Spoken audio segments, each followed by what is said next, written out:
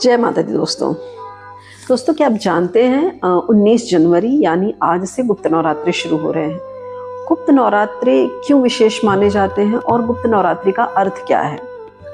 गुप्त नवरात्रि मतलब एक ऐसी साधना, एक ऐसी भक्ति जो हमें दिखाई नहीं देती है लेकिन साधक को भीतर से परिवर्तित करके रख देती है।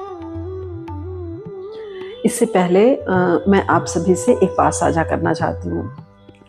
भारतीय परंपरा अपने संस्कारों और पावन पर्वों की सही जानकारी के उद्देश्य से मैंने नव वर्ष पर इस नए चैनल की शुरुआत की है, ताकि हम सभी अपनी भारतीय परंपराओं, आध्यात्मिक संस्कारों और पावन पर्वों को और अधिक गहराई से समझ सकें।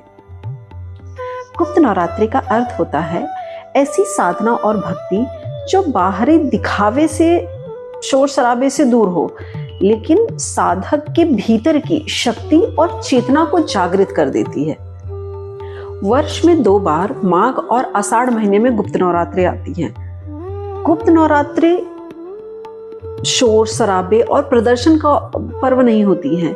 ये गुप्त नवरात्रि गुप्त इसलिए है क्योंकि यह मौन, संयम और आत्मिक साधना की नवरात्रि होती है।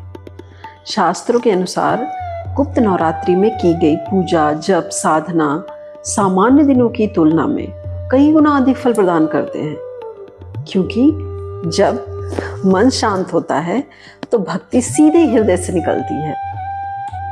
वासंतिक और शारदीय नवरात्रों में हम मां नव दुर्गा के 9 स्वरूपों की पूजा करते हैं, जबकि गुप्त नवरात्रि में मां के 10 महाविद्याओं के 10 स्वरूपों की पूजा की जाती है।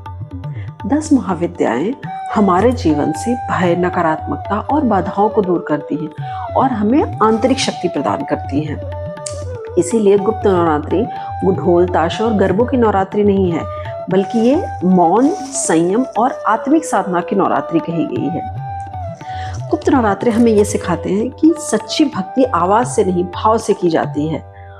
और मेरा यह नया चैनल हमारे सनातन पर्वों की शुद्ध और सही जानकारी देने के लिए है।